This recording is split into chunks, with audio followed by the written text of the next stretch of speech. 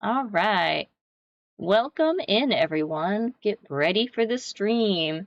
I'm not late, you're late. A streamer is never late, just like wizards.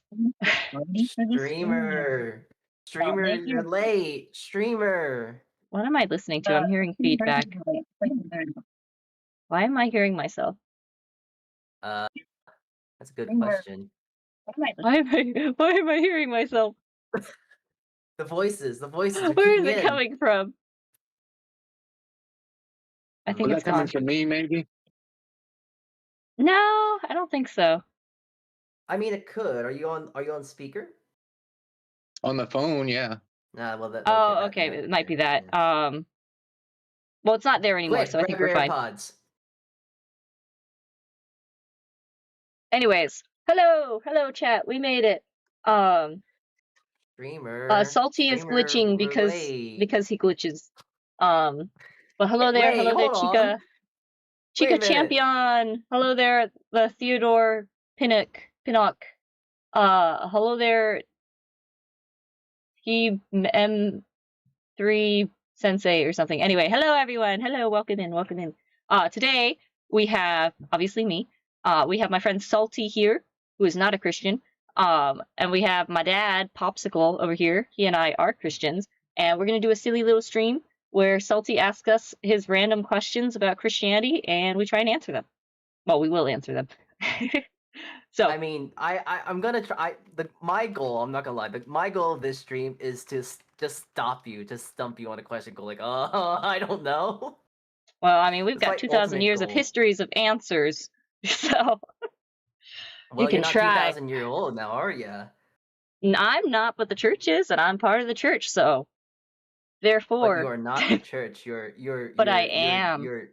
I am part of the church. I am part of the body of Christ, which is the church. Right, Dad? Is that how that works? Dad, here's my backup to correct me if I get things wrong. Oh, are you coming through? Who's coming through? Oh no, okay, he's talking in his little chatterbox. Quick, break it open. All right, testing. Can you talk, Dad? Yes, I can talk. Can you hear me? Okay. Yeah, I can hear you. It was kind of delayed for a second. Did I get that right? We're part of the body of Christ. Christ's body is the church. We are, yeah. Yeah.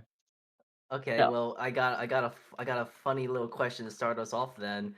Because, all right. Oh boy, what's following like a script or whatnot? Okay, so if after I did all that work putting the questions in. Yeah, you know what? Screw the script. I got a question right now. The sleeper agents are kicking in.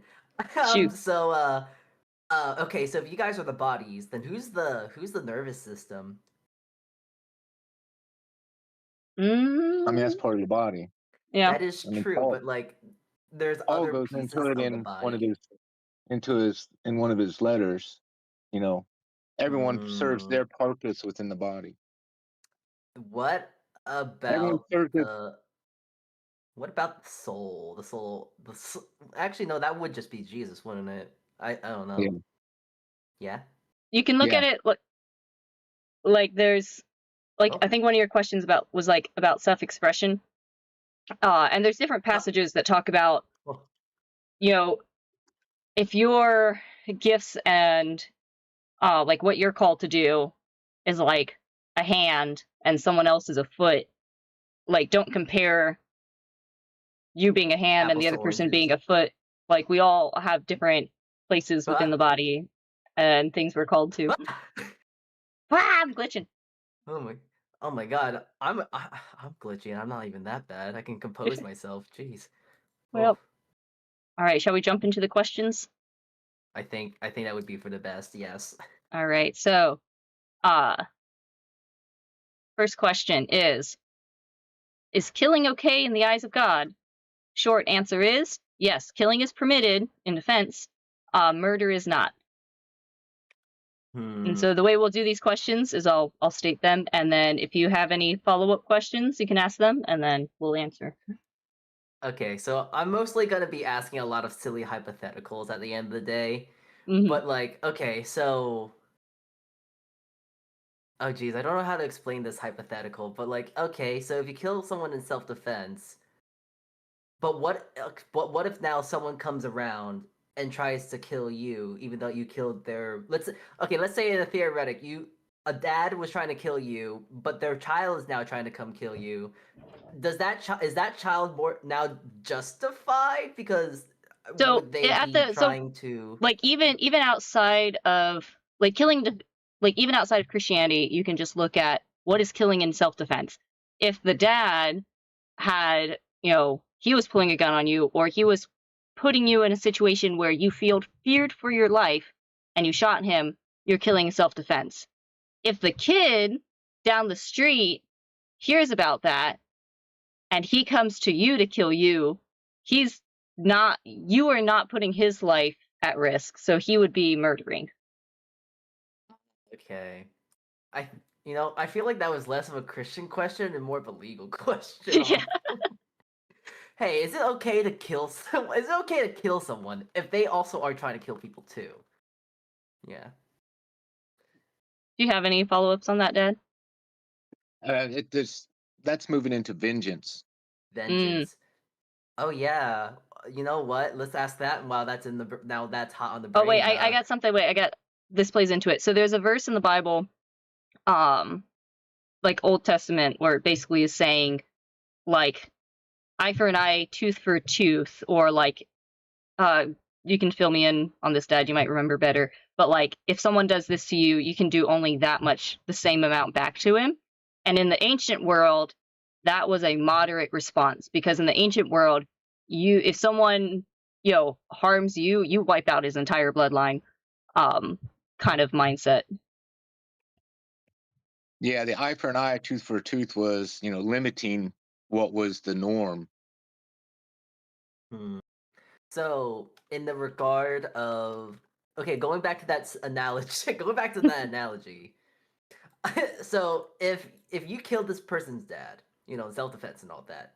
Mm-hmm. No, actually, no. That would just still be murder, huh? No, but would that still be under vengeance in that regard? Because you're now trying to avenge your father. Because like the hypothetical is now like, okay, the child is going to go kill the person try to kill that person's dad. Is that vengeance or is that still murder? I mean, it would be murder with a vengeful intent. Yeah, that's true. Mm-hmm. Yeah, murder with vengeance is the motivation. Yeah. Okay. Mm-hmm. Wait, what about accidentally killing someone, like manslaughter? A big thing is intent. Like,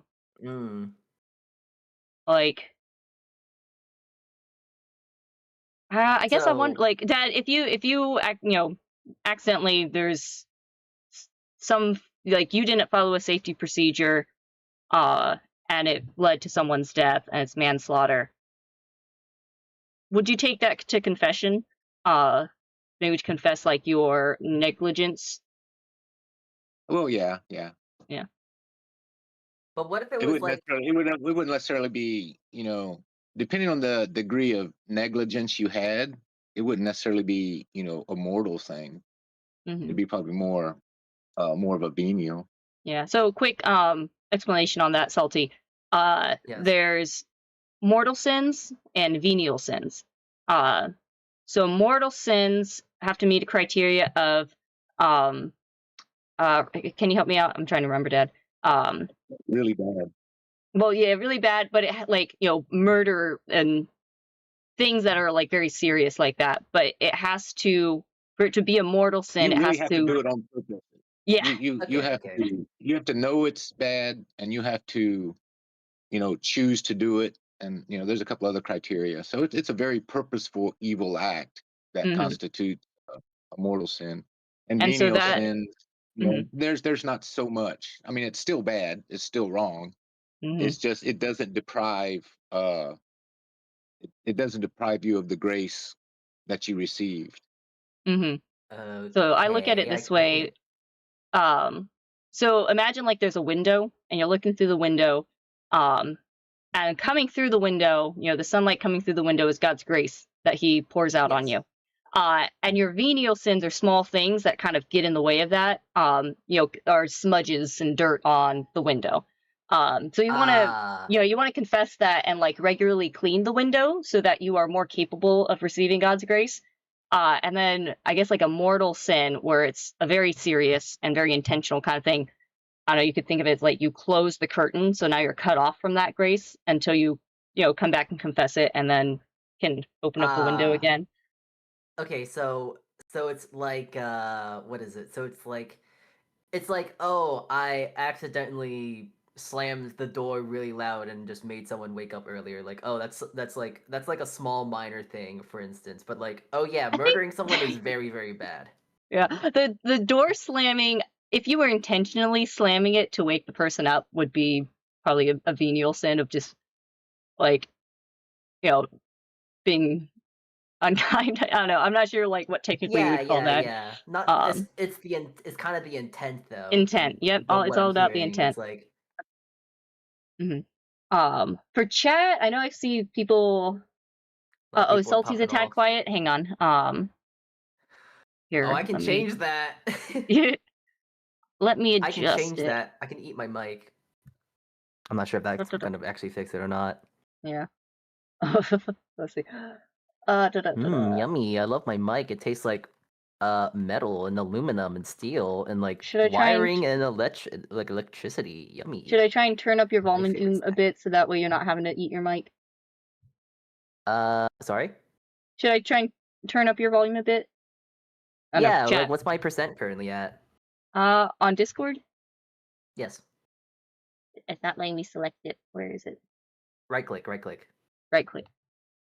Come on. Yes. There we go. Is that 100%? I'm gonna bump it up to like 110. Do 120. That usually is pretty good. That's a good number. I like 100. I like 120. 20. It looks like 12, and 12 reminds me of 6, and 6 reminds me of 3, and I like the number 3. It's a good number. A lot of opinions on numbers. I'm gonna turn up that a bit. But like, listen, the number 3 is both very, very traumatizing, but also very saddening, and also very hopeful. Also, number 4, number 4 is like unlucky death in a lot of Asian cultures. Okay, let me go back. Yeah, but that can also be divided, so like it's fine. It's a prime number. 3 is a prime number. Hello there, Puck. Hello there. Let's see. Let's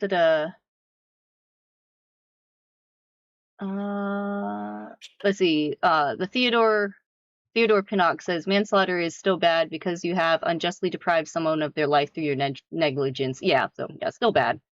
Oh, there we go. Grave matter, full knowledge, so you like know that it's bad, it's deliberate, and you like meant to do it. It's like kind of like the 3 key things to make it a grave sin.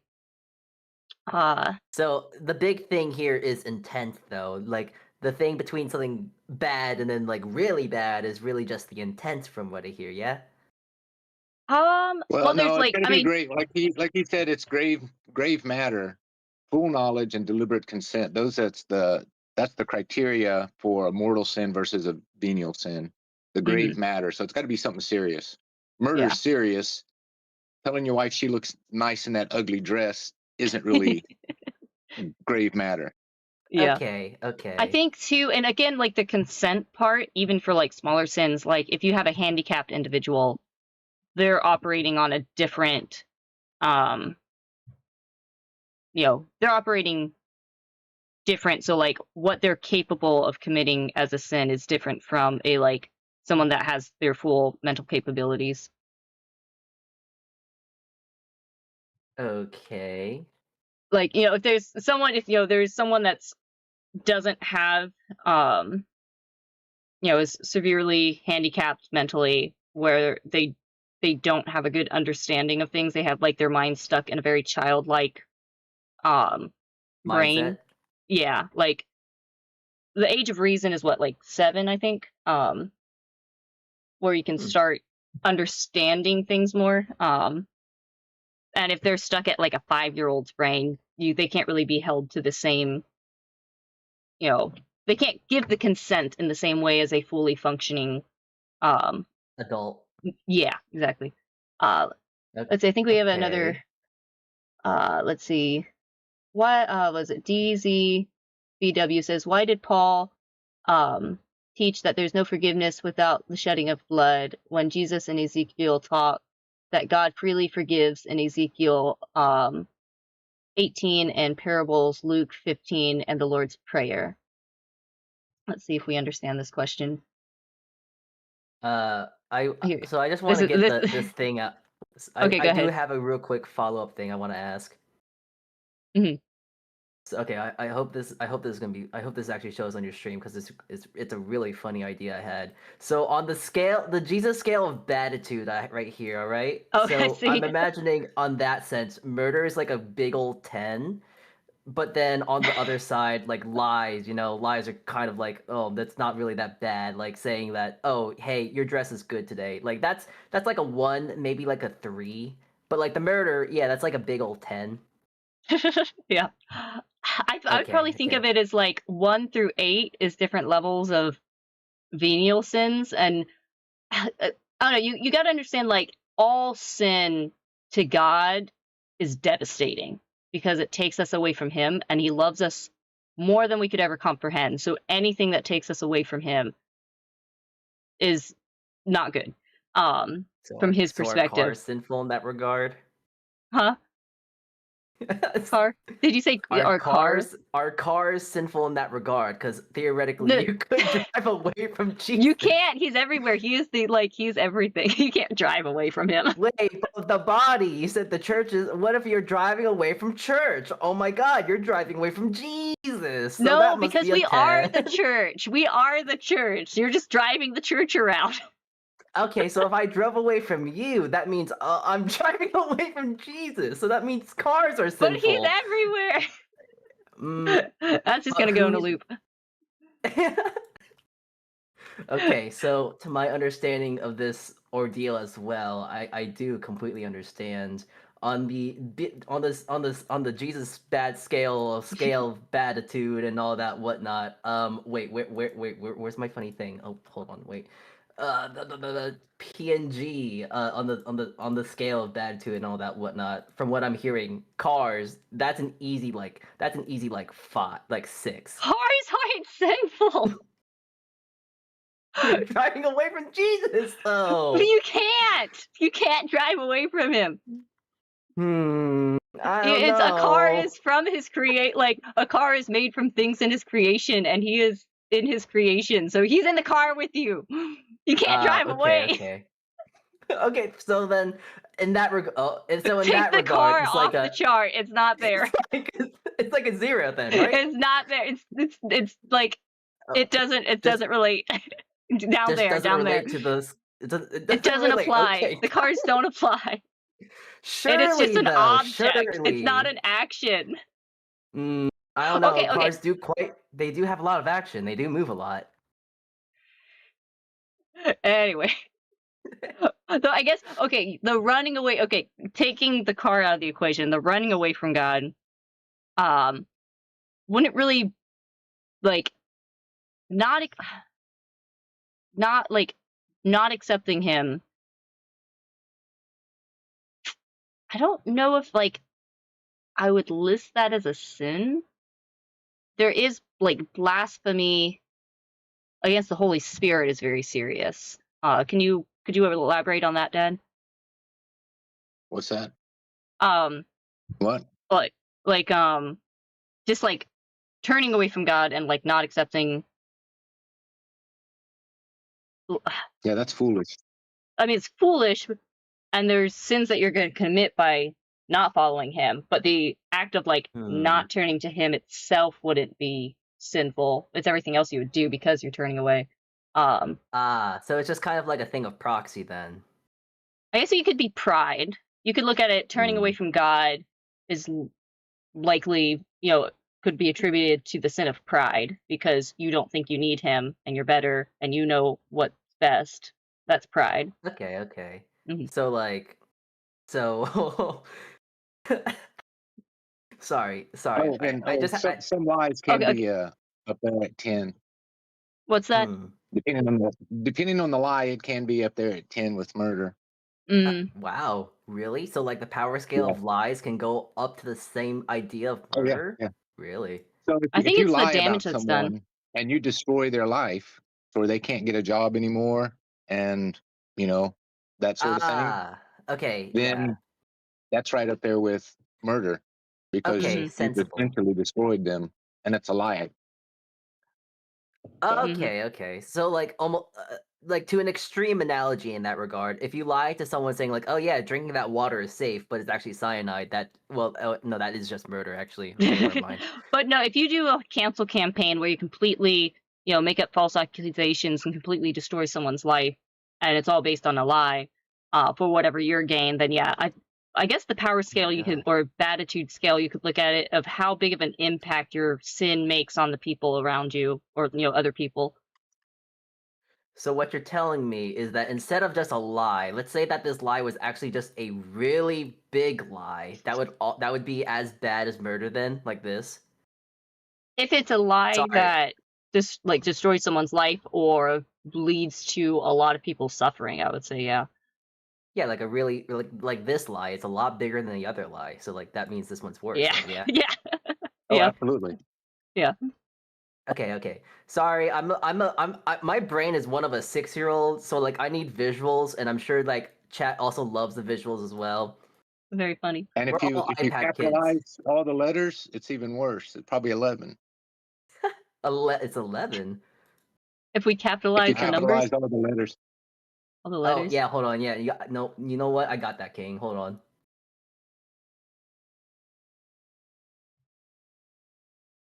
We're gonna make it real serious here. Not only is it gonna be capitalized. I like I can't read chat names. It's like Ken something. But he says you can't drive away if he takes the wheel. Jesus, take the wheel. But what if the wheel isn't there? Anyways, it's not okay. So anyways, put your hands together and pray. Capitalized, there's also a period, so that's a bad lie right there. All right, let's get all the beatitude scale out of the way. What other questions you got? Second question, yeah. Okay. Oh yeah, we're still on the first question. We got to keep going. Yeah, we have if we have time at the end. And Jesus, guy, take this wheel. Come on, we gotta get going. We gotta get going. Come on, Jesus, take the wheel. If we have time, there's a question in chat that maybe at the end we'll get time to loop back around to. That, from what I understand, I don't know if it's a once saved always saved kind of question, but we'll see later. All right, maybe. That question's done. Next question. You guys appreciate my little words that I put together. That's why I was late. I was putting these words to fit on my screen. Anyway, second question. Where would God's power scaling be with anime power scaling? The answer: God's power has no limitations, infinite. Okay, I didn't quite. I'm not familiar with anime power scaling. Okay, so here I'll drop like the basic synopsis of power scaling. So like there's your hold on, actually I'm gonna pull up the wiki real quick because I'm too stupid for that. Either way, it's gonna be like off the charts, infinite. It would probably be the highest tier in that regard. Then yeah, it would be like it's tiers. I think it'd be tier 0, which is like infinite, multiversal, omniversal, or something like that. I don't. Hold on, let me look up Sonic the Hedgehog. Either way, the answer is gonna be its own category, because I don't think any of these power scalings have created a whole everything out of nothing and continually sustains it. Every breath you take because God loves you. Oh yeah, tier 0, boundless. Yeah. Basically, yeah. Yeah, boundless. -0. Entities, Tier -0 if transcended over any and all forms of hierarchy extension. More specifically, they do not encompass the collection of all possible qualities.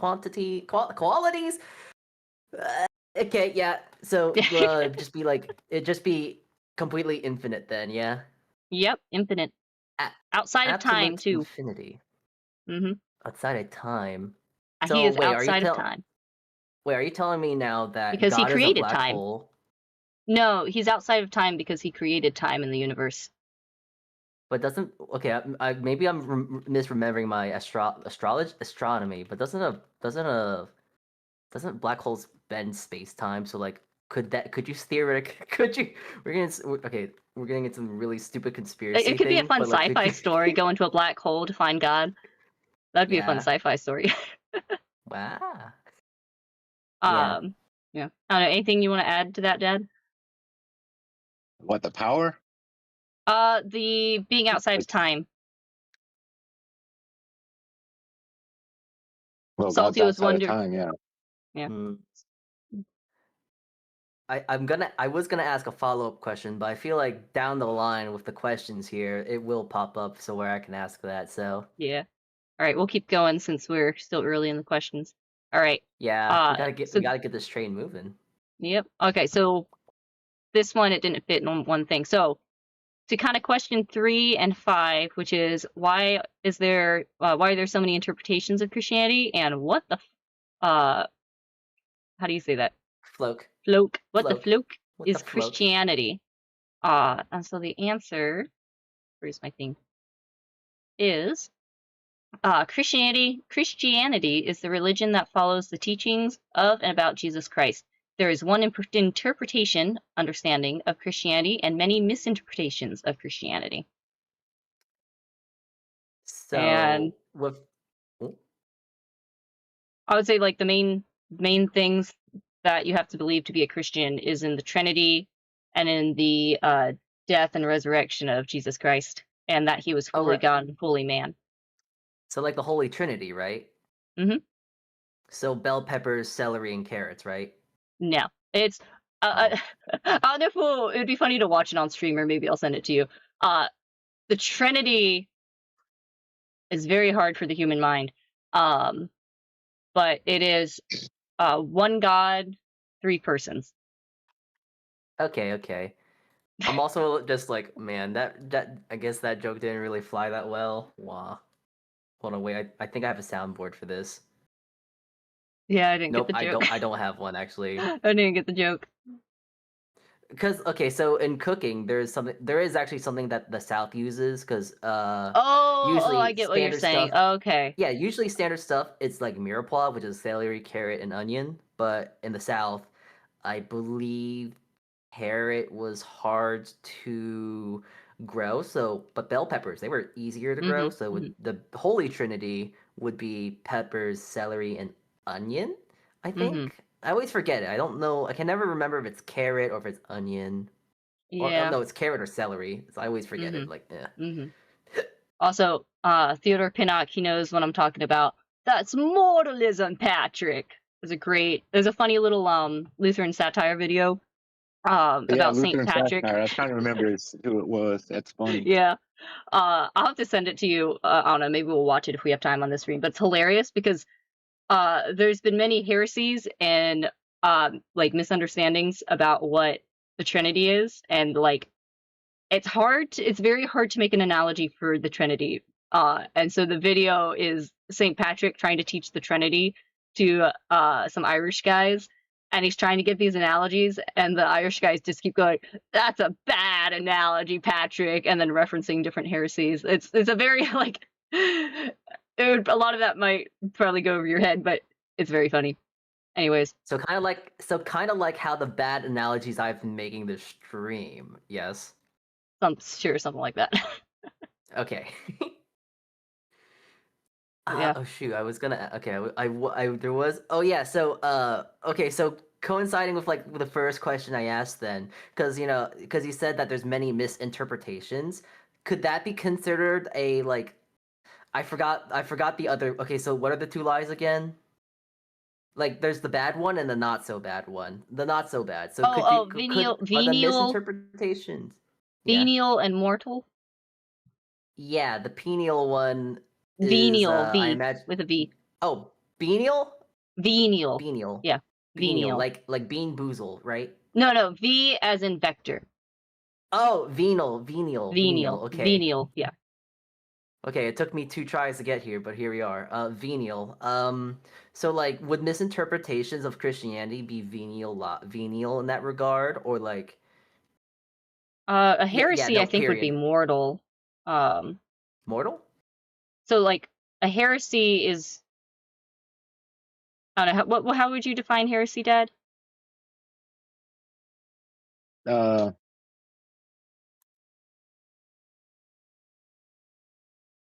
Be like intentionally leading people in your misinterpretation. Yeah, that's, it'd be taking, the truth and then distorting it in a way to get people to move away from God. Mm-hmm. Okay. Okay, so fun Saint Nicholas fact. Because Saint Nicholas was a real man. He was a bishop. Oh my God, Santa And he Claus. punched. Yeah, oh yeah, no, there's he has a bunch of stories attributed to him and stuff. But Saint Nicholas, he was a bishop. I forget where he was exactly, but there was a council, which is like when all the bishops get together and they like kind of talk through stuff and get on the same page, or dispute things. But anyway, there's which heresy was it? The Arian heresy? I think it was the Arian heresy, and that one was the one about Christ being not fully. It was either not fully God or not fully man, right? It was he wasn't fully God. He was just so a very high creature. I think that was the Arius' take on it. So that was a heresy, and that's dangerous because if you believe that, then our salvation would not line up with how it's supposed to. So anyway, someone had a heresy where he was trying to say that Christ was not fully God, and that was his heresy he was touting, and Saint Nicholas punched him in the face during the council. Oh, that's awesome. Oh, we love a little bit of physical contact with each other. Mm-hmm. It's like I imagine like people were starting to like go like whoa and stuff like that when like like in hockey games where people just start fighting each other randomly on the rink. There was a funny video. Like Shirley. Funny video I saw where it was someone describing a podcast they had listened to of some priests, and there was a younger priest that was saying one time he was giving a homily, which is talking about the readings after the readings are done, and he saw someone like look at their watch and do like a full body sigh, and he was like, you know what, we need to allow priests to like be able to fist fight parishioners if they're like being disrespectful at mass. And just like maybe people come to the church more if they have a chance of seeing the priest get in a fist fight. But that's kind of silly. Anyway, it'd be like a waffle. It'd be like Waffle House. Oh my God. Oh hell yeah! I would go to church if that was the thing. I want to see a priest throw down with something random. That sounds awesome. It wouldn't actually be the best idea, but it is funny. And it was Bishop of Myra, modern day Turkey. Like so Bishop of Myra, modern day Turkey is and it was the 4th century when Saint Nicholas punched a guy about heresy. We love a touch of violence here and there. It makes the life a little bit more fruitful. Trying to stay on track. All right, so any follow-up questions about the kind of general what is Christianity question? Oh, okay. So, serious question then.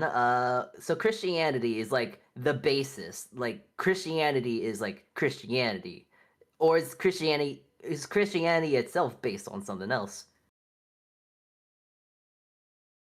It's a fulfillment of the covenant with the Jews. Okay. So there is like. So. Go ahead.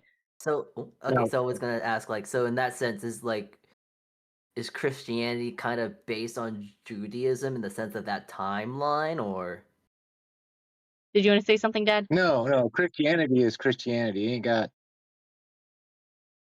It doesn't. It's separate. Okay.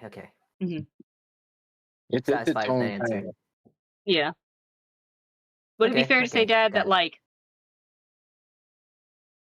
just kind of like not.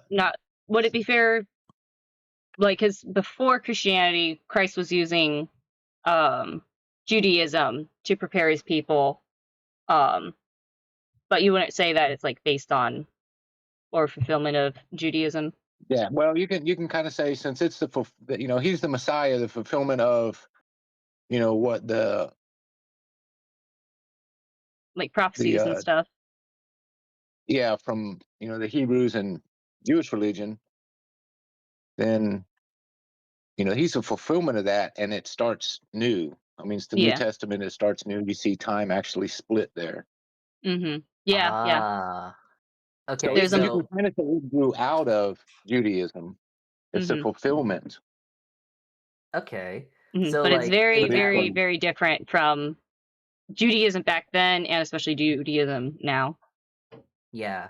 Okay, so in that sense, I was gonna ask in that regard, because if so if I understand this correctly, Judaism is like almost a precursor, but like Christianity is more of a completed like ordeal.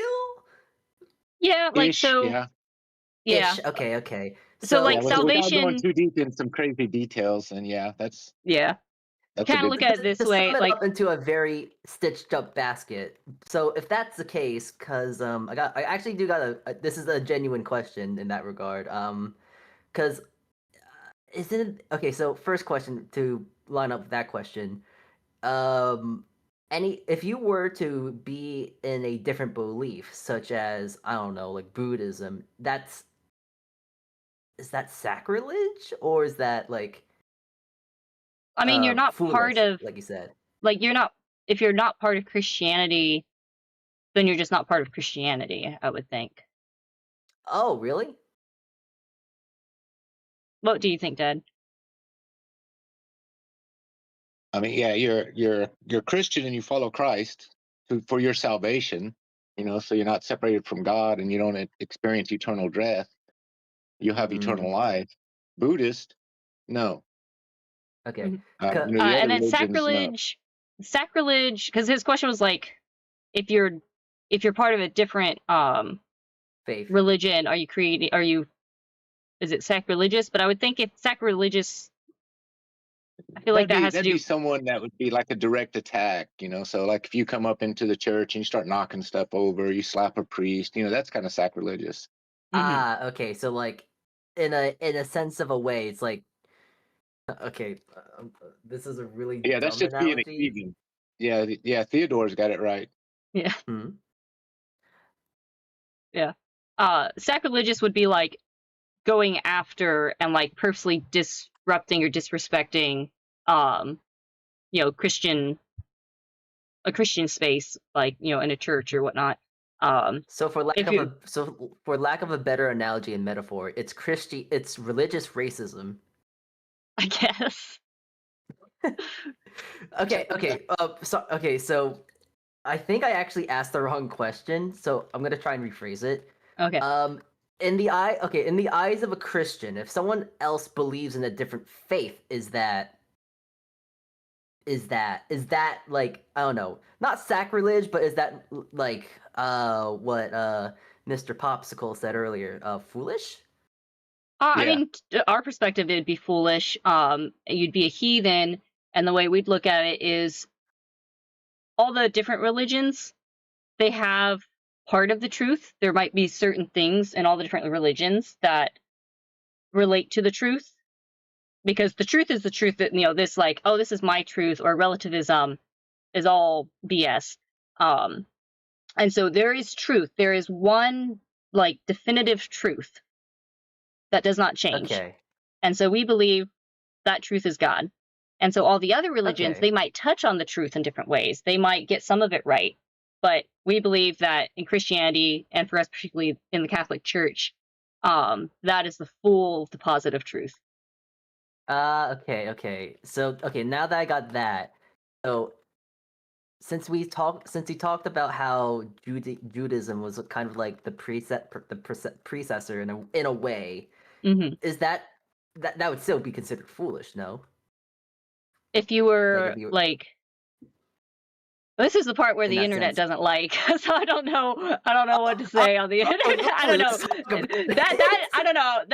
Talking about that particular religion, I don't know It gets enough messy. about it, and the internet gets really weird about it. So Okay, so we're this just gonna modern say it Jews, gets I don't know. messy I don't and know. I don't know enough information on modern Jews to say anything.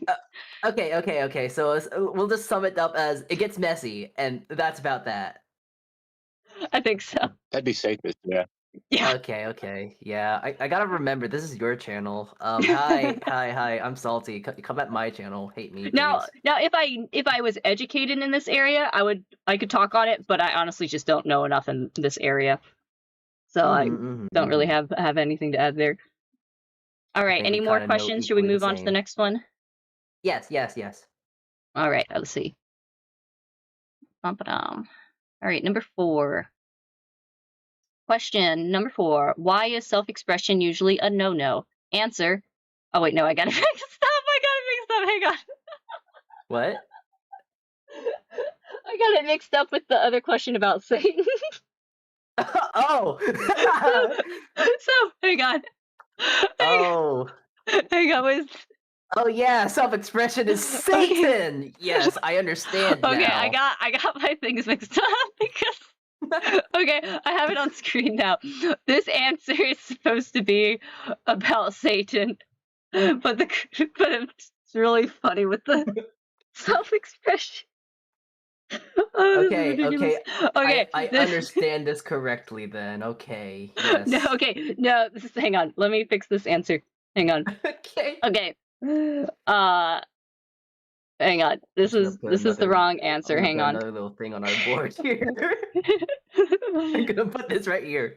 Yes, I understand correctly now. Yes, thank you, Minna Vanilla. Okay. So kind of going into, the body of Christ, and we all have different roles and different things we're called to. So like at face value, this question doesn't even really this question doesn't hold true to what Christianity believes, so the answer is very kind of just no, it's good. Now it's so neutral if you in that regard, right? Yeah, I guess could you elaborate on the question or any specific examples, and then I can probably answer it a little bit better. So let's go with the basic just stereotypes being gay or I guess transgender or I don't know. Okay, so you're thinking self-expression in that way. Is that not self-expression? I might be stupid. I was thinking self-expression how you piercings as well. Because isn't piercings? So it's piercings. Okay, so there's 2 categories you're looking at. You're looking at lifestyle and self-expression. So lifestyle being gay and transgender, that's a very different category than how you like to getting piercings or tattoos. Those are or wanting to have sportsy hobbies. So those are 2 categories. Okay. Mm-hmm. So I am just a little stupid. My apologies. That's okay. No, that's what clarification's for. So, all right. Things, again, going back to we as Christians believe there is one truth. And that truth is God and God's love, and he has he's created things with a purpose and with an order. Here, I'm trying not to get too in the weeds with it. Let me think how to summarize it. Oh my god, that creature's coming closer. Oh, it's going still a little flying thing. Okay, so when we look at things like gay, homosexuality, transgender, we're not hating on the quote-unquote self-expression. We are looking at a lifestyle and an action that is wrongly ordered. And when something is wrongly ordered and against God's creation, that is ultimately harming that individual because that is taking them out of that's pushing them farther away from God, and that's ultimately harming them. So when we look at that kind of stuff, we are not, and this is the proper way to look at it. People and their emotions and such, it can get more complicated. But the kind of phrase like hate the sin, love the sinner, we see that lifestyle as harmful to that individual. So while we shouldn't be hateful or go after that individual for that lifestyle, we also cannot support that lifestyle. Does that make sense? Okay. So it's like, oh yeah, I accept, not accept, but like, yeah, you can do that. And as you saying that, you're like gritting your teeth in that regard. No. Like, You can't condone it. So say there's someone that's an alcoholic and you see them drinking all the time. You can't go up there, like, your conscience would say, this is harming that person. This alcoholism is harming that person. I'm not going to go up to that person and say, yeah, go for it, get another beer. You can't control that person. That person has free will. So you cannot condone it, but you also don't need to go up and spit on them like, oh, you nasty alcoholic. It's same. So that's where that perspective comes from. Okay. I understand. I understand that actually, yes. Yeah. So, okay, wait. In that regard then, like, for the people that would go up into the alcoholic and say, hey, you're doing something bad, you should fix yourself. And is that just a person just being a nonce, or is that it like, depends. If you can try and approach someone in charity, like truly, because sometimes, like, like an alcoholic or something, I don't know, dad might be able to weigh in on this too, of like what would be the right way to be able to approach someone. It's like, let me think, hang on. Nonce. Yeah, it's all in the way you approach it. It's all in the way you approach it. Like, you can try to be outspoken to raise awareness in a way, but it all needs to come from a place of charity, which is love. Like, and not trying to do it, trying to do it in the way that will actually reach the person or help the person.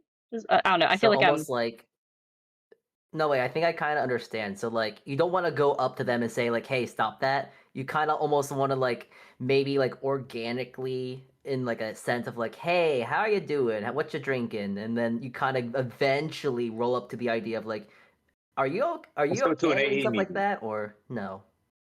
What's that, Dad? Yeah. You know, you let them know that, the alcoholism is going to kill them. It's not good for them. And at the same time, like Salty said, get to know them and move them in a direction of, say, an AA meeting or treatment to get them out of and cure them of the alcoholism. Yeah, that would be an action that you do in love to make their life better. So that's where it's always coming from. To, it's a motivation of love, because this is better for you. It's better not to drink yourself to death. That's good for your life. And pick the disorder, and that's the, you want to help the person. Okay. So, but yeah, so it just has to be like more of a sense of like not trying to force it, like shove it down their throat, but like more or less like being very catering, be charitable. You can also be strong about it, in a sense that you stand for what you believe. Like, I'm not going to go attack or go into someone's DM saying, hey, you shouldn't be gay. But I'm also going to be firm in my belief of, like I was saying, the difference between, I believe this action and this lifestyle is ultimately harmful for you, so I'm not going to say it's okay or condone it, but I'm not going to attack you over it. And people being able to stand in their faith and, stand up for what they believe and be able to state it in a charitable, kind way, then lets other people see that perspective if they then want to start asking questions or kind of rethink things. I'm sorry, or want to come to them with questions. I'm just like imagining this in my head, and it's like really funny. Like, you just get a random DM one day. I get a random DM from Minna and go like, "Hey, Salty, stop being so goddamn gay. Stop being gay. Why are you gay? Stop You know that gay. meme. Why are you gay? Why are you gay? Stop that." I'm not gonna lie, if you messaged me that, I just like would laugh and be like, you know what? Sure. Okay. Fine. I get. You know what? Shit. I guess she got me then. Oh. I said so. Snap my fingers. Oh. She's waggling her fingers too. Oh no. That means I really gotta not do it. I don't know. That scenario just seems really funny. Yeah, I think like a big thing of living the gospel, because we're called to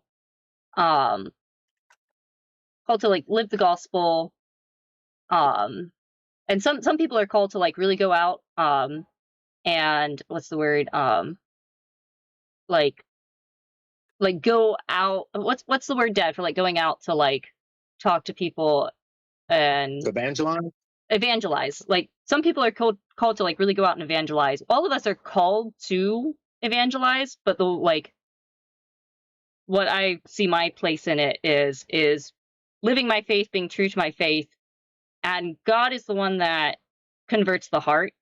I just lay the seeds. So, maybe a conversation I have with someone plants a seed that later on kind of comes back up and makes them start thinking about things or asking more questions. God's the one that converts the heart, but I'll live my faith and I'll live the gospel and be true to it and speak about it and not back down from it. Which can get you killed in a lot of places. And the rest is God's. Okay. So, a sleeper agent just clicked in with something, and this is unrelated to all of this.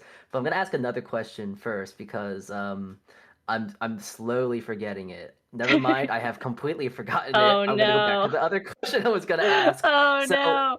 Okay, so referring to the first question about like murder and all that whatnot, and I'm just remembering a very prominent event in the Joshua and the hit movie Joshua and the Promised Land, to where they attacked whatever the promised land was. I forgot the name. What about that? Is that like an act of God in that regard, or? Oh, when it comes to like war and stuff. Yeah, because that would be murder in some regard, no? So if another nation's attacking you and you go to war with them, that would fall under self-defense. There's a lot, like I could go grab my catechism and pull up the section that goes in depth on this. But do you have any like kind of basic answers, Dad? When it comes to really. war? Okay. Because when they went into the Promised Land, part of the commandment of God was, they put the ban on everyone in the Promised Land. So they were supposed to eradicate everybody, men, women, and children, and in some cases their army of their animals. So now, remember, that sounds extreme, right? And it's like, yikes. But what was the motivation? Why did that need to happen? There's lots of commentaries and there's lots been written about, why that was done and why it needed to be done, that sort of thing. But I'm not too deep into that. Yeah. For that specific example, now to keep in mind that's pre-Christianity. So so the Old Testament, think of it as, the salvation history, especially through the Old Testament before the fulfillment in Christianity. So God created Adam and Eve. You can look backwards and say, listen, they didn't do what God said when they went into the Promised Land. They didn't eradicate everybody the way they were supposed to. And then Israel struggled with chasing after the gods of the people that they left alive. So they left little pieces there, and they'd go, ooh, and they'd get distracted, and they'd go after the other gods, and then bad stuff would happen to them. So, going in there to wipe the slate clean, they didn't obey, and then they had a lot of trouble with the local gods causing trouble for them. Yeah. Okay. So let me give a quick kind of quick overview of salvation history and why God commanded things like that. So God created man because he loves us and he wanted us to share in his love. Then Adam and Eve. I think it got him bonus points at Kroger too. What's that? Kroger. What about Kroger? Kroger's like the shop. Got bonus points at Kroger. Bones because he created man, I think. Okay. Kroger's like the grocery place? Okay. Shh. Okay, Dad. Yeah. What about Kroger?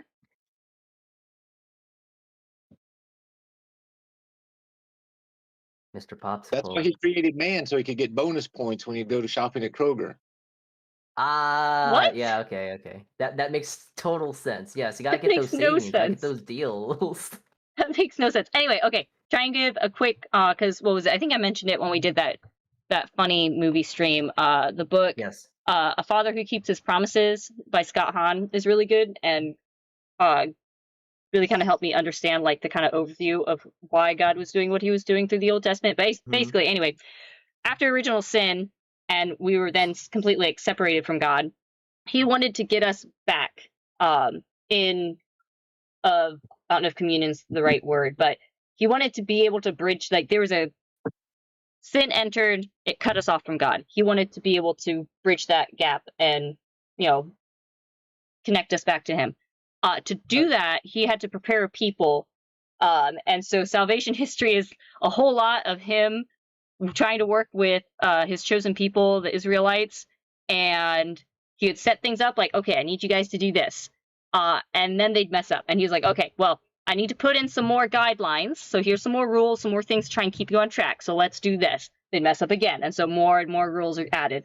Okay. Like, for example, did I mention this in the other funny movie stream? Where from that book I learned that a big like Popsicle was saying is a lot of it was falling into idolatry, false idols, especially marrying the pagan women and then following their gods. They did a whole lot of that, and that got them off track. And so, like in Egypt, when they were enslaved in Egypt, they fell into a lot of idolatry and the worshiping the pagan gods of the Egyptians. And so a lot of them were like, a lot of the gods were like cows and whatnot. And so those animals were sacred. You weren't supposed to eat like cows and things. And pigs, and I forget if there's something else, but like pigs, for example, those were the animals you used to sacrifice to the idols. So when God got them out of Egypt, and he's, I forget exactly when, but he set up, when they kept falling into idolatry, like we saw the golden calf incident in that movie, kept falling into idolatry. And so he set up a rule where, okay, you can only eat the animals that used to be your idols, like cows. And now you can't eat the animals that you used for sacrifice, which were like the pigs. Okay. So that all of that through all, and and the different rules about only eye for an eye and not more extreme like the ancient world was. So all of those things was slowly trying to build his people up to a point where they could where they were ready for Christ to come in to fulfill the prophecies and the covenant and start Christianity. And then a lot of the Western world has been based off of Christian morals and such. And so we look back at what, the ancient world was, and we're like, oh, that's crazy. And that's largely because we're coming from a more, a reality that's closer to God's truth, I think. I don't know. Am I getting too far off track with that, Dad, to say that? Yeah, Minna, I don't want to sound mean, but like this is really far off the question. Is it? I'm bad at this. I'm just asking, like, oh, was that so?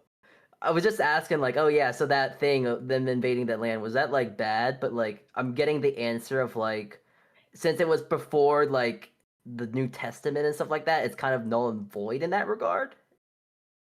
I guess. I don't know, Dad. Do you want to sum up, Dad, so that my means rambles? that this guy right here goes right over near 6, obviously. Then, right? Okay.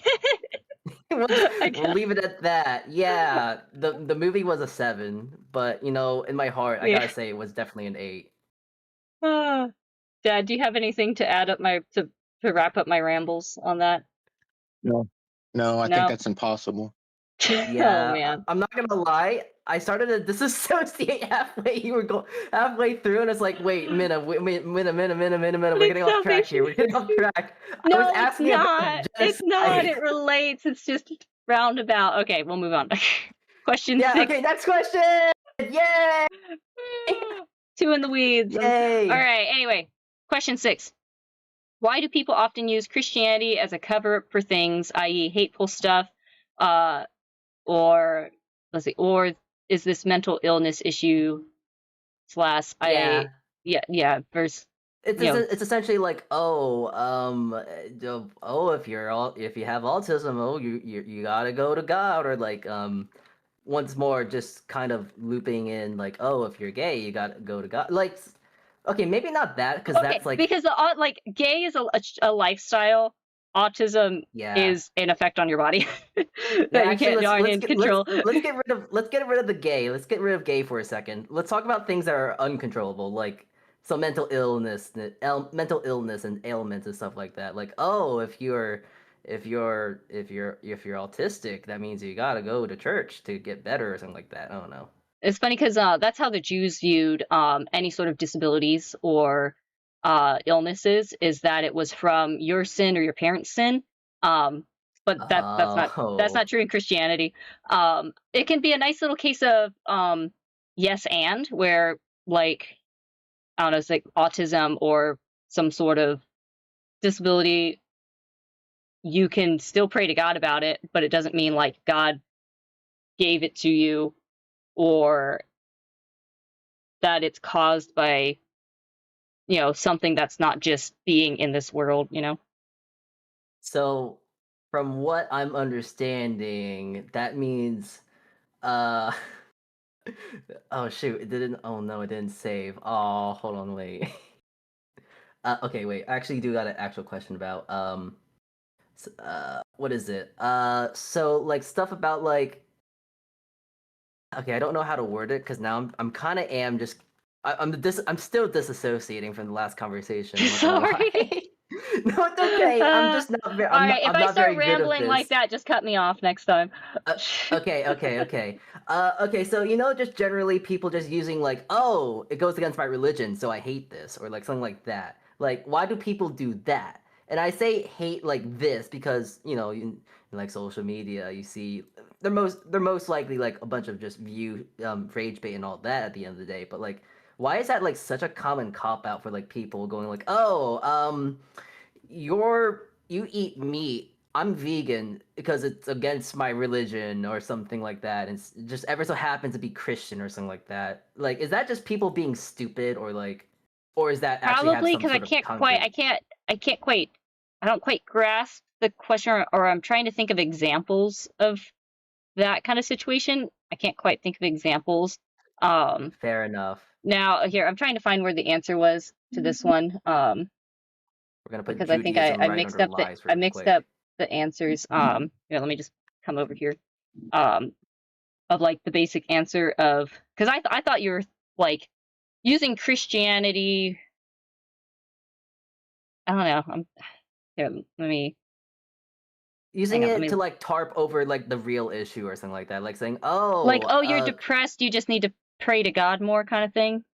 Yeah, kind of like that, and also it also is kind of still centered around like, I can't, I should have, probably when I came up with these questions, I should have actually had some actual examples too. I'm gonna say that's my fault as well. So like, let's not really dwell on this question too much then. Okay. This question is kind of null and void. That's okay. I'll give you guys 1 point for that, since that's just kind of a bad question. Are we keeping points now?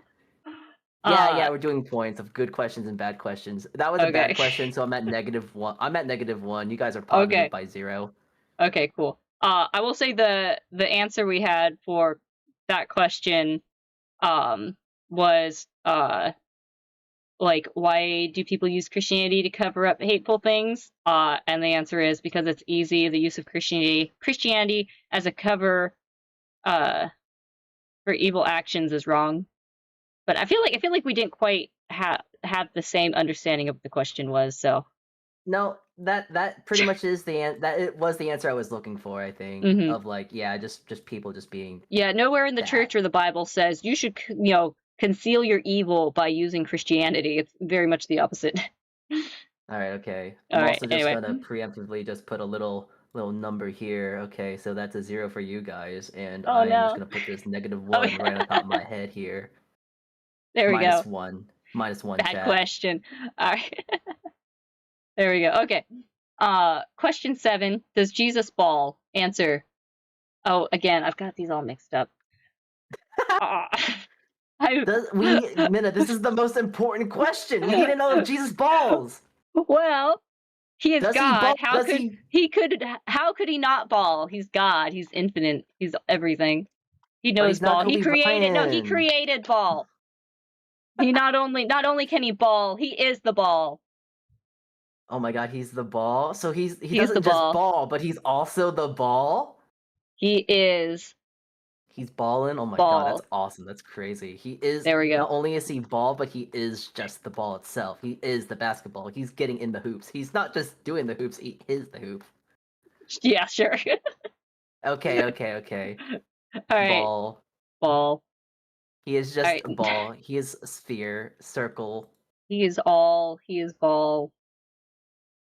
Hang on, I'm gonna check chat. Earth. Was that not the first ball? Yeah, so he knows ball. He is ball. Wait. Okay, dumb question then. Wait, wouldn't the sun be the first ball, or did God create Earth first or the sun first? Let me think a second. Because surely you can't see without the sun. So the first or was day, he the hang sun? on, I'd have to go grab my Bible and look at Genesis. The creation story lines up like each day. The first day he separated the light from the dark. So I guess the sun. Now keep in mind, like if you read Genesis and the creation story, there's different genres in the Bible. That first book, genres, like different genres. Like some are poetry, some are more like kind of sci-fi. Creative, like maybe not sci-fi, but like more literary, and some are historical. So like don't look at Genesis and take it as like this is literally strictly what happened. The creation story is telling what happened, but things like the Big Bang Theory, which was, that theory came up, a priest came up with that theory. Oh really? Of the Big Bang. Yeah. Only in the past couple centuries has like science and the church gotten all funky. But a lot of like early science and things, because we love God's creation and we wanted to like explore it and understand it better. So there was a lot of there doesn't need to be a divide between Christianity and science. But anyway, not to get in the weeds again. Anyway, what was I saying? Anyway, Big Bang Theory or creation. I know Genesis says the first day he separated the light from the dark, so I'll say the sun was created first. Yeah. Or however it works. However, we would have had to been there to like really know exactly what happened, but I'll say the sun was created God. first. We are Jesus. We are not God. We're not God. No, we're not God, so we don't know. Oh, okay. Anyway, sort of the last kind of relating to the last question. Just as a fun fact, Catholic exorcists will refuse to take on a case until a person has been thoroughly examined by a have a psychiatric evaluation and have been given up hope on like a medical diagnosis or cure. So like before you can have an exorcism, you have to have like gone through as much of the like mundane process for dealing with the problem to rule out that it's just mental illness. So if it's like can't be explained, all your resources, right? Yeah, like to make sure that it's not just a mental illness or something like that, and that there's something more going on. So, things to that kind of extreme, like they're not just gonna jump to, I don't know how the Protestant sects or like different Protestant denominations kind of operate when it comes to that stuff. That's where I hear a lot of that kind of language is more from the Protestant side of like, oh, you're not depressed, you just need to pray to God more, things like that. Okay. Like as far as like people's individual opinions might come up, but like what the church teaches doesn't fall into that at all, really. Okay. Mm-hmm. Got it. So ball. Carry on. All right, next question. He is the ball. Got it. I got my questions mixed up. Again. I think all of them are mixed up at this point. This is ridiculous. Yes, God. God is it all ball. Up. God is Who made ball. God the ball? The ball made God. Yes. No, it's probably going to be it's probably going to be this one. The answer is actually, hang on. His existence cannot be made. Yeah, I got them all mixed up now. This is ridiculous. Ooh, we love paradoxical thinking then, because in that sense, like, since he is that, then like but who made that? It's like But I imagine it's how just a he's question out. that So can't get that's the answered. thing. That's Yeah. so that's the thing, is we know there's a Right. creator because we look around and we see that things have been created. So who created it? Yes. God. But nothing created God because he's the creator. He's outside time. So it's the whole like timey-wimey nonsense of like, oh, we don't know since it's out of time, it's out of our comprehension in that regard. I think there's like a way to like a certain amount of what's the word? Deduction that we can do. I don't know, Dad, do you want to weigh in on this? On what? On Salty's question on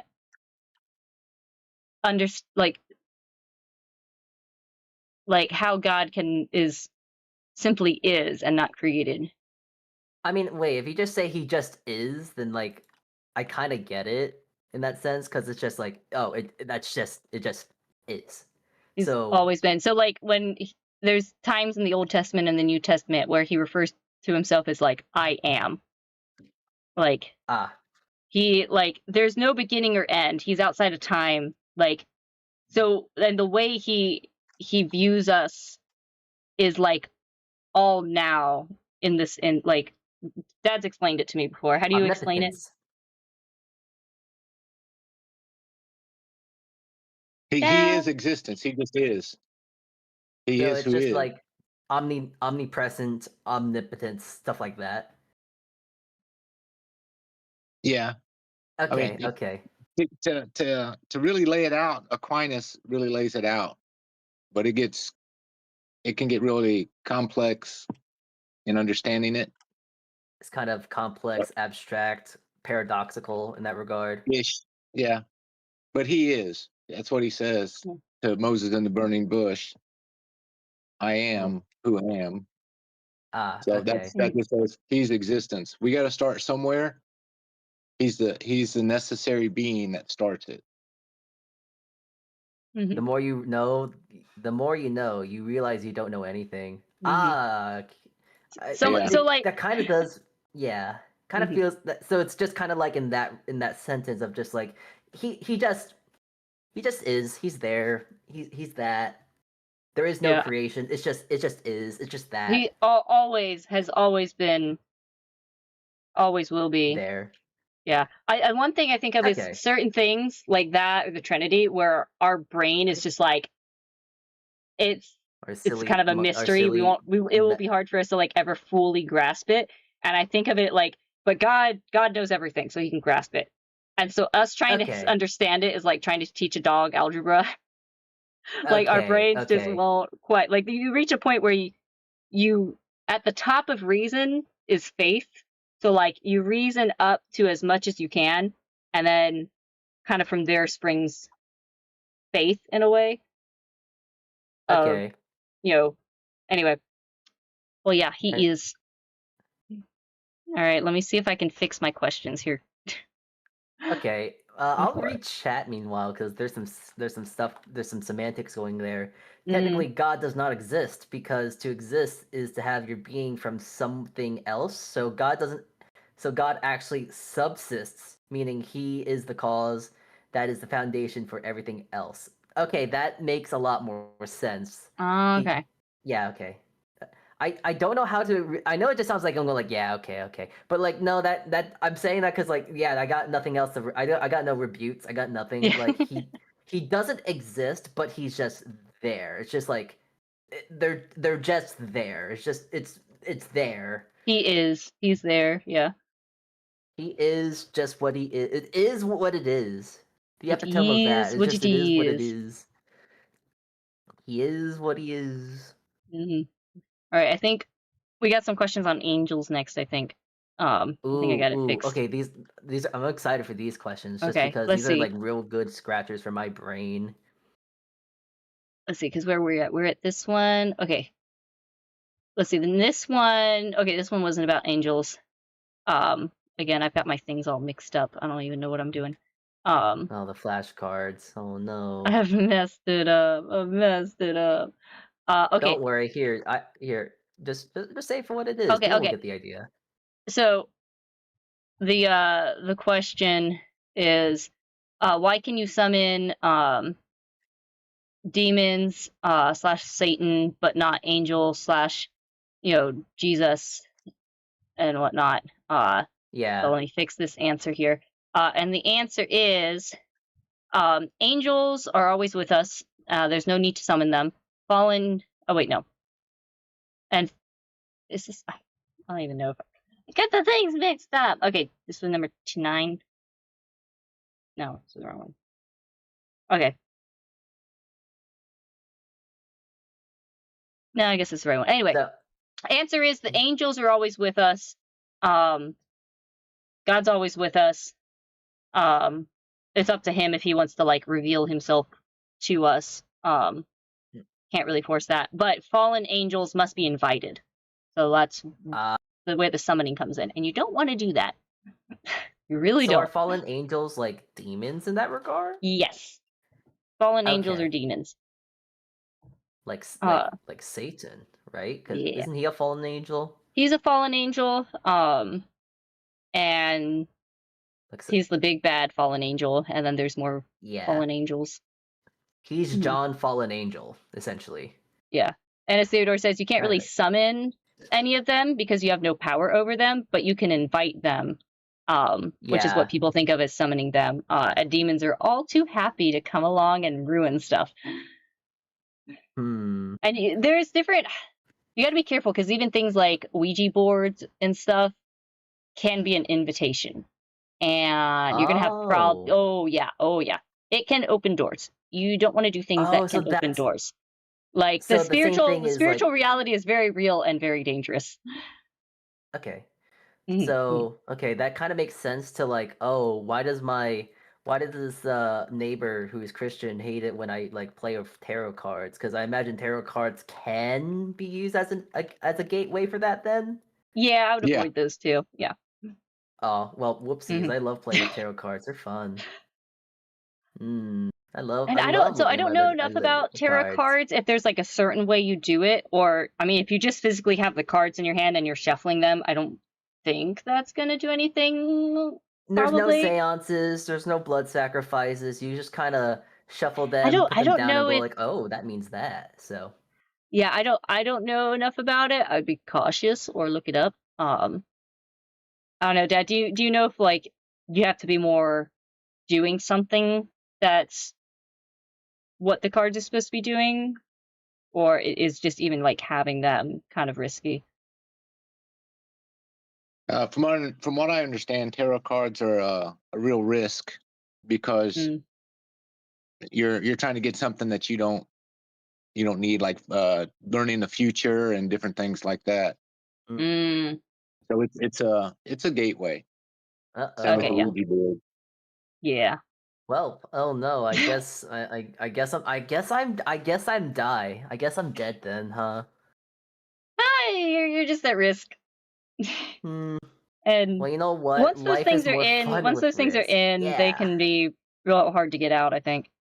I guess you could ask your like, I don't know. Anyway, we won't get in the weeds of that. Yeah. I don't know. Tarot cards are just fun. I don't know. I wouldn't actually just go like, oh, hey, you're Christian. Oh, let me just pull out my set of cards. I don't know, like Dad, if you're just kind of like, I know, because you're using them where you're just like flipping it and like, oh, this card's supposed to mean that. But that almost, I feel, I don't think we should delve into that. We'll just leave the tarots to how they are. Yeah, just know it's risky. A slippery slope. Yeah. We'll let someone else talk about that. Yeah. All right. Next question, which I probably have mixed up because I got all my things mixed up. Let's see where it was. SpaghettiOs. It's all jumbled up letters. SpaghettiOs. Okay. All right. So this question, I don't know what the answer is. Well, I have the answer. I gotta look at it over here. It kind of overlaps with the other previous question. Kind of say it out loud. But I think the antithesis of the question of what I was asking is that, like, oh, why is it so common in media that you can always, like... Oh, this was the one that we just looked at. We'll say invite since that's a little bit more correct. Accurate. Invite Yeah. demons, demonic things, and all that stuff. But like when it comes to angels and all that whatnot, they just don't exist in that regard. I'm not in that regard. They just are not a factor when it comes to like all that whatnot. So angels are with us. They don't need an invitation, because they're always around us. Whereas, other things need an invitation to have more power over us. And that's what it is having power over you. So if you open up the door and a demon has power over you, then that's the situation you're in. Okay. Mm-hmm. So this one... Okay, go ahead. No, there's nothing. I just have a funny meme here.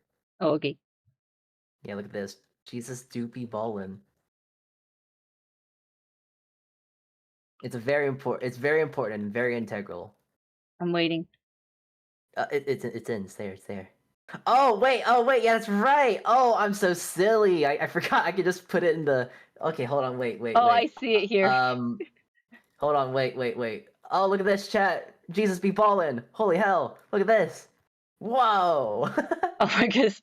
I tried dragging it over and it's huge. It just takes up the whole screen. Oh my goodness.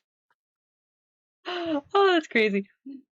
All right, I'm gonna look at that. Lower that back down here. Oh my Lord Jesus, Lord, he be ballin'. Oh wow, look at that. Is this the same question? Why does it look different?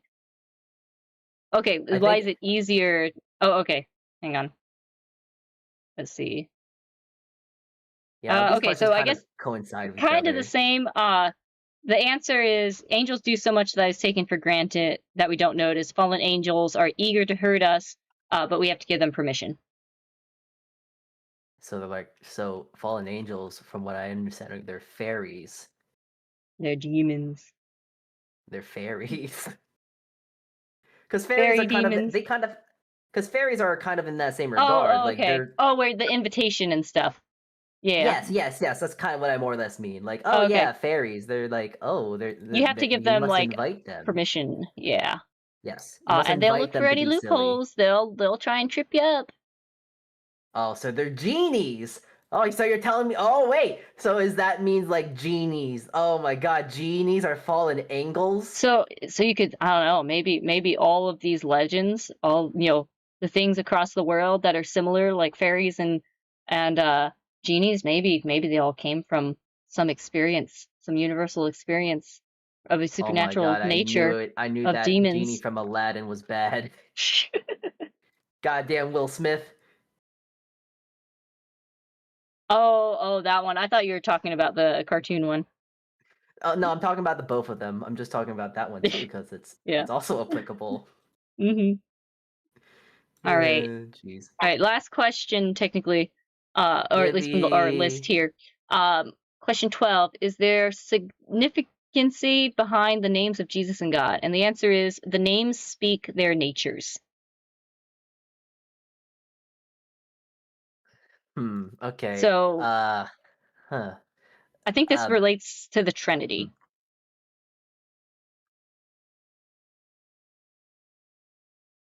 Do you want to elaborate on this question?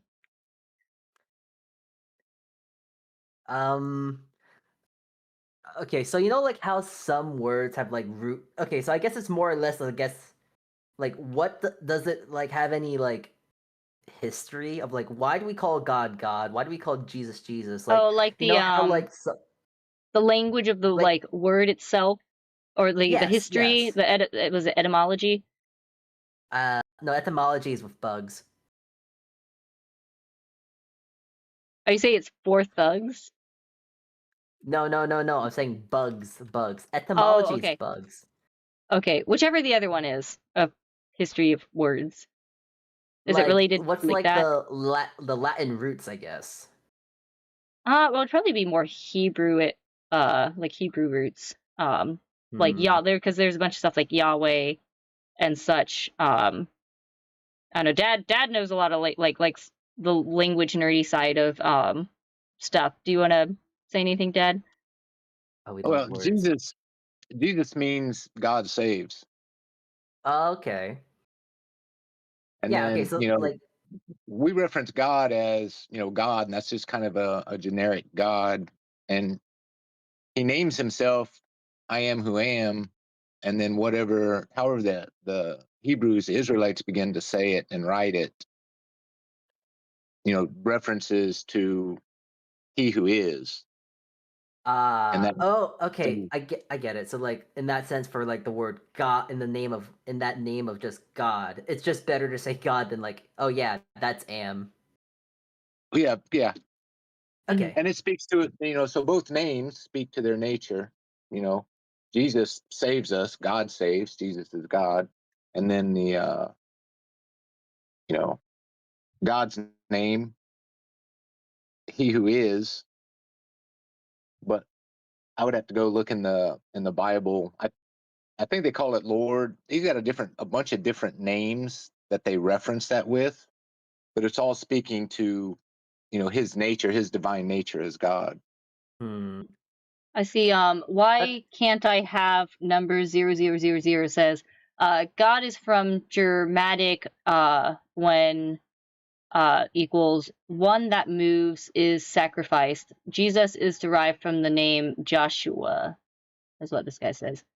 The original printed name for God was Yahweh, or printed name for God was WH, which equaled I am. Okay. Yeah. That's cool actually. That's pretty neat. Yeah. Nito burrito arancino. Yeah. I hate to bring it. Hate to bring his name again into the stream, but I think we might have overlooked a question. Yeah, I was It was a silly scrolling question chat. at that. Which one? The Satan question. Like we're talking about outside of religion. Like that one. Oh, how bad he is. Yeah. He's honestly, bad. I don't really even know what Satan did wrong other than he pride. No, that's Judas. So Satan's sin was pride.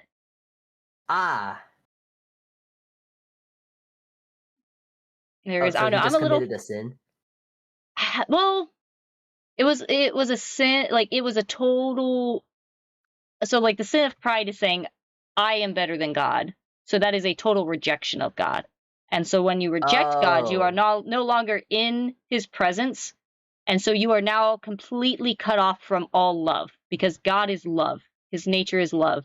So when you reject that by saying, I know better than him because of pride, you are now completely cut off from all love and outside of it. Okay. So okay. Okay, I get that now. Okay, and then he wants to drag us into his misery.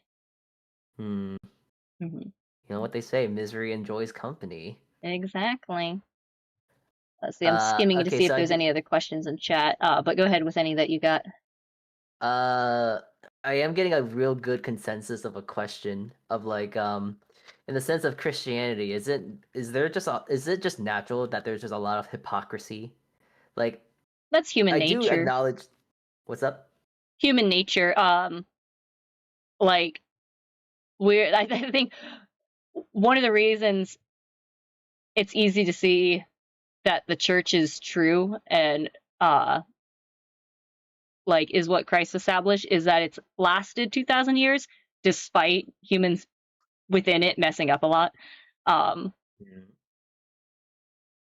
a lot of people like to say the church is not a museum for saints, like it's a hospital for sinners. And so you have like it's heavier for the people that are in positions of authority and also like servitude, like priests and things that they are supposed to be leading and serving the church. And when they mess up, it's a heavier weight on them because they are responsible for guiding the souls in their care. Okay. So I don't think I let you finish your question though. Sorry. Go ahead. Yeah, no. Just the main question is just hypocrisy in that sense. It's just a human nature thing, like pride. Yeah, like. Okay. Yeah, and so that's mostly on the individual of God has, like, if you look past what people's actions and words are saying that are in the church and look straight at what the church itself teaches, and focus on that of like, this is what you're supposed to be doing, and make sure you have like trusted people to help lead you in that. That's the clearest way to find what you're supposed to do. And then understanding, like, there's been plenty of times that things have gotten kind of screwy or messed up, even with like the popes and stuff, and plenty of people within the church that are not always living to the standard they're supposed to be. But that's the point of the church, and the point of God's grace and mercy is to humble ourselves and always come back to him, and not let pride get in the way where we don't turn back to him and continue in our hypocrisy. Okay. Mm-hmm. So it's just it is just the nature of just our fallen human nature coming from original sin is that tendency. Got it. Mm-hmm. Okay. Shoot, there was another thing I was gonna ask, but I forgot what it was now. God damn it. Oh shoot. No, I shouldn't be saying that on stream. Actually, like, okay, you know what? I always been kind of curious about that, but like things like, oh, goddamn, or like stuff like that, not using the Lord's name in vain and stuff like that. That falls under the first commandment, of do not take your Lord's name in vain. So I'm like, if there's people that aren't Christian, like, you know, I'm not going to hold them to my standard if I know they're not Christian. But like, even kiddo, he understands, you know, from an early age, if they like hear people saying that, I explain, you don't say God's name unless you're talking to him, because his name is very powerful. So yeah, it's not a good habit to, you know, say things that include his name in it. That's an expletive. So we can't say God's balling then? I wouldn't say that's an expletive. Would you say that's an expletive, Dad? In the same way as, like, you know, oh my gosh. I would imagine like saying God's balling, like, oh, it's not really used in an explicitly bad sense. It's like, oh yeah, God's cool or something like that. Yeah, that's like saying a sentence. That's not saying using his name as a exclamation.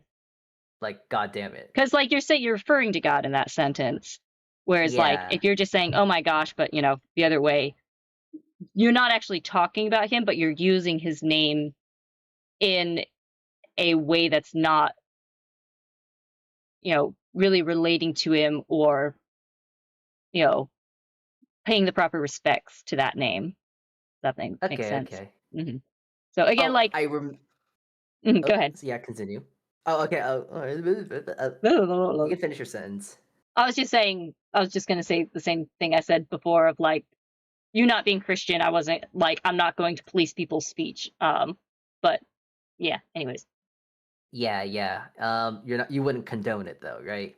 Yeah, like I half thought about for this particular stream mentioning it, but then forgot about it before we started, so.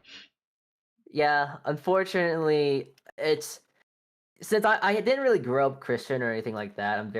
I'm agnostic. Like, oh yeah, there's something, but I don't know. But what is it? I'm just kind of here, and it's like, yeah.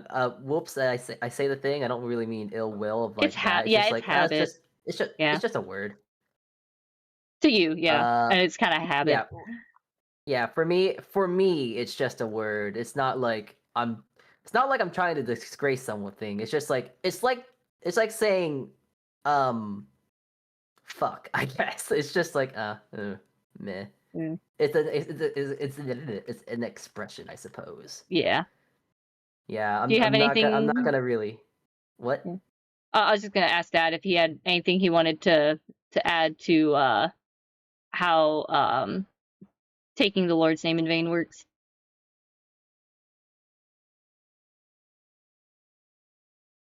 Father. Don't.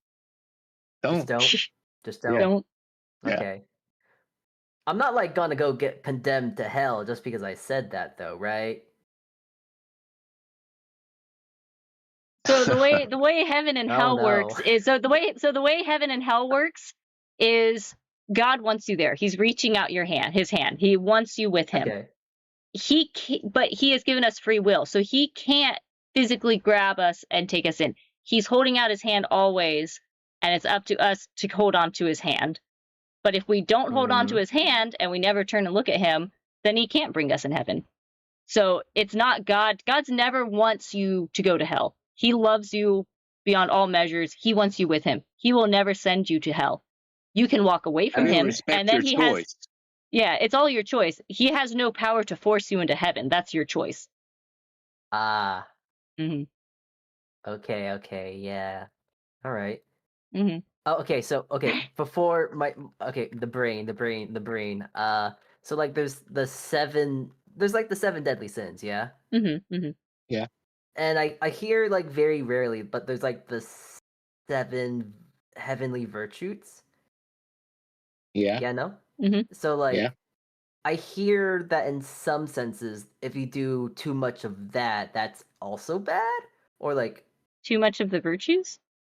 yeah, like, too much charity, like you give so much charity that you put yourself in a disposition, for instance.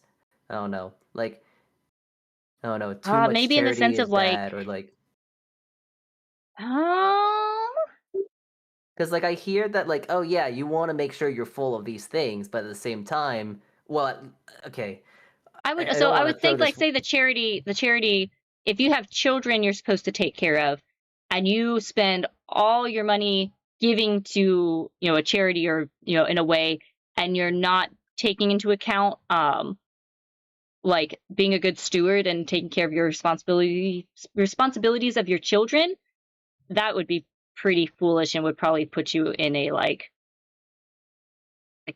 would you say that would put you in kind of a sinful disposition? Like, what do you think, Dad? Yeah. Because you're neglecting your children. You're harming them by giving everything away to other people. So we have a responsibility to take care of what God's given us. Okay. And then in our excess, be charitable. Okay. So just for a theoretic, just so I can just get the basis here. Let's say there's a person that just lives alone, like he lives by himself, but does a lot of charity, but like he does so much charity in the sense that he kind of puts himself at this position.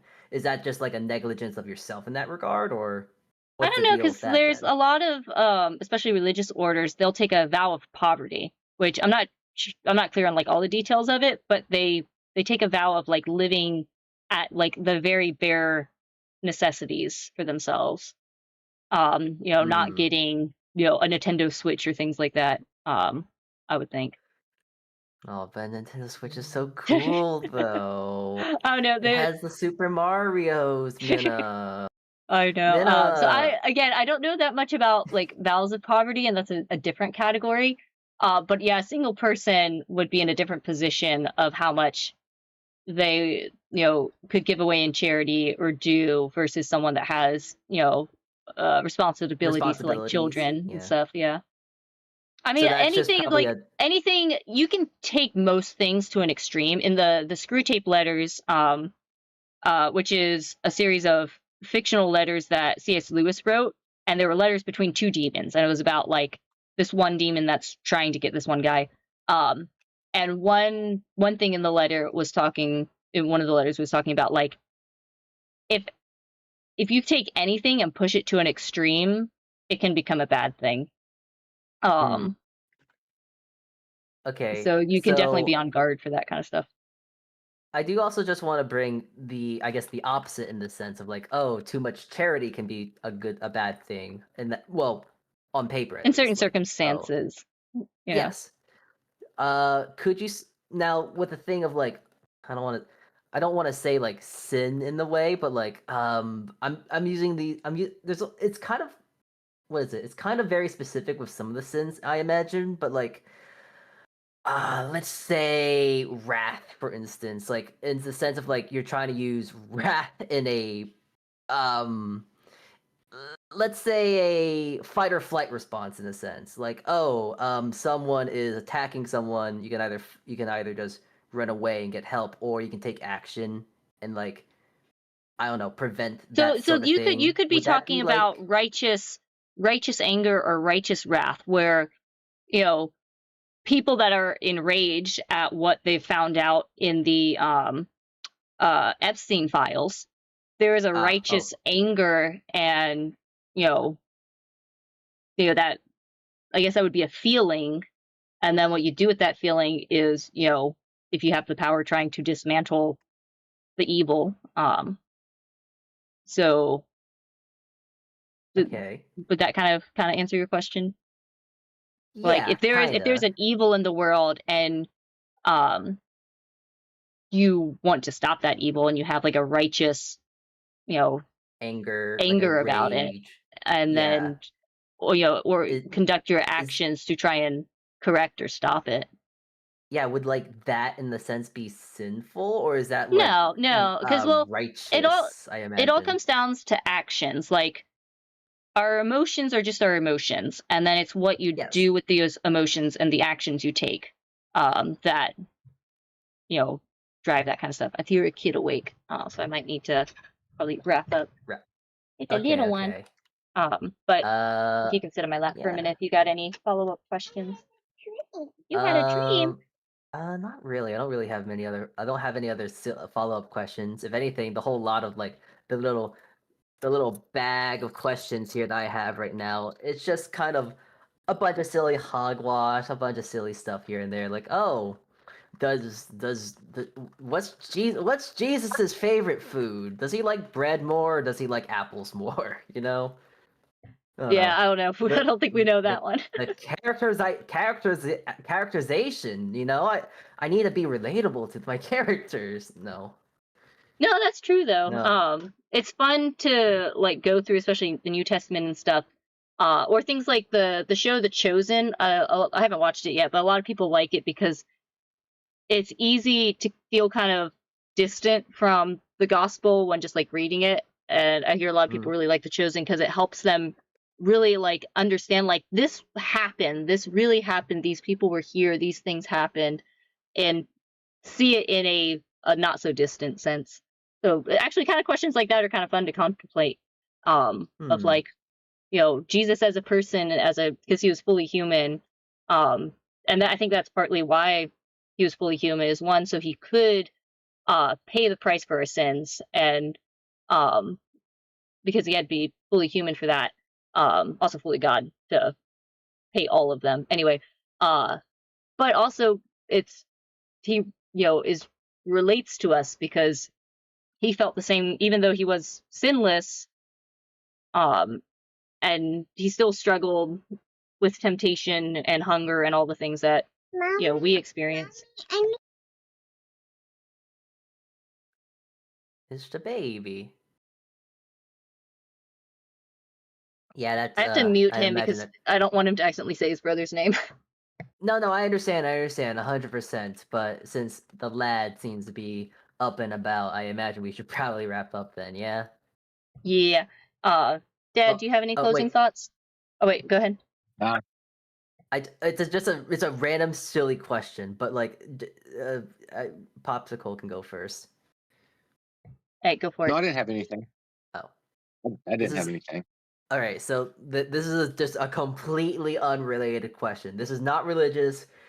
It might be controversial for those that might think it's controversial, but like, I need to ask you a question that I've been thinking and pondering about for a very long time. Okay. Go for it. Do you bake waffles or do you cook waffles? This is very important. How would when I think of bake, I think of like putting something in the oven, so I would say I cook waffles. I argue that you bake waffles because the waffle press is an enclosed area, which is what a oven is. So that, and also I just see on a lot of like, let's say baking cooking vessels for a waffle. You always see, oh yeah, make sure you bake the waffle for 3 to 5 minutes. Very rarely do you see like cooking and whatnot. It's just I don't know. It's just a thing that like scratch your little head about because it's very much a thing of like, hey, I hear people talking about, oh, you should bake a waffle, but it's like, do you actually bake a waffle or do you cook a waffle? Like, No, it's in direct contact with the heat. You could say that you're direct. Baking is usually it's just the hot air around it, but if you fry something, it's a direct heat. Waffle would be a direct heat. Grilling would be a direct heat. Where baking, it's indirect. It's just the hot air. I mean, it's direct with the heat. That's well. Actually, if you want to be a bit more technical, it's technically conduction. Yeah. Conduction. But conduction, I think hold on. I gotta look this up because I'm not very smart. Conduction of heat through solid materials or directly touching objects. So in that regard, using that word of conduction, that does still apply to like a waffle maker. So does that still consider that would still be considered a conduction oven, just that it's a lot more extreme. It's like you're actually touching it in all that regard. While you're touching in an oven, it's touching the hot air. But it's if you were to throw I don't know why you would, but let's say you throw a pancake in the bottom of your oven, it's still baking it. It's not gonna change from frying or something like that, or searing. So is that baking still? Is that cooking? Or is cooking not even using the right word? Should we be saying sear or something like that? No. Stir in the pot for the cooking. We gotta talk about the real controversies here, the cooking controversy kinds. You bake bread. Aren't waffles the same? No, waffles are not the same. They are technically this is gonna be weird to say. They're technically cakes because they don't really have any natural leaven in them, and although you could make them with that, they're not normal.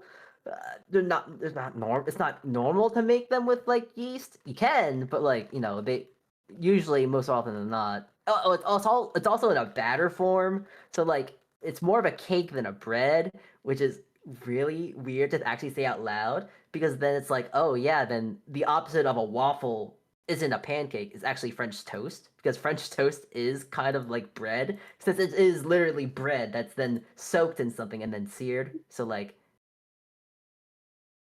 and when you make a waffle, that's kind of you're baking that stuff, but in a French toast, you're searing it. So oh, I don't know. It's a question I've been pondering a lot about. And I just wanted your take on that. I wanted your opinion.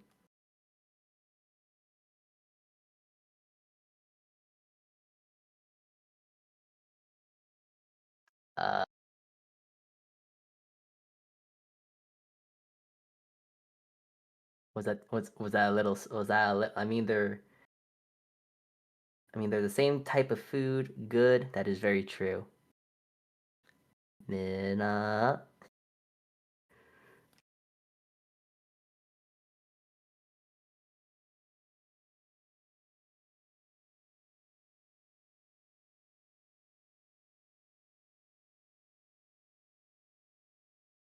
Okay, she's probably playing around with Kiddo or something right now. All right.